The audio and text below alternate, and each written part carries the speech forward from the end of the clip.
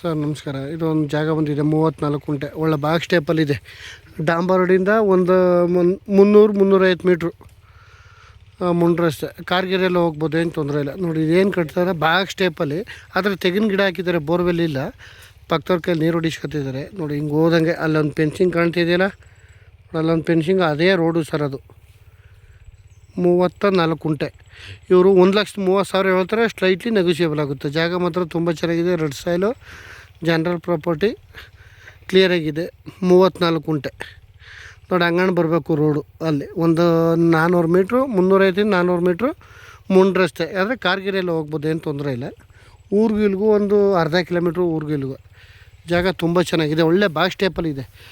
ಒಂದು 50-60 ತೆಂಗಿನ ಗಿಡ ಹಾಕಿದ್ದಾರೆ. ನೋಡಿ ಇಲ್ಲಿ ಕಾಣ್ತಿದ್ರೆ ತೆಂಗು, ಅದೇ ಈಗ ಹಾಕಿದ್ದಾರೆ.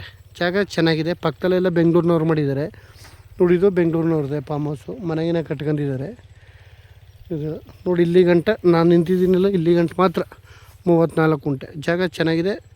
ಕಡಿಮೆ ಫಾರ್ಮ್ ಹೌಸ್ ಮಾಡೋರ್ಗೆ, ಚಿಕ್ಕದ ಫಾರ್ಮ್ ಹೌಸ್ ಮಾಡೋರ್ಗೆ ಸೂಪರಾಗಿದೆ ಜಾಗ.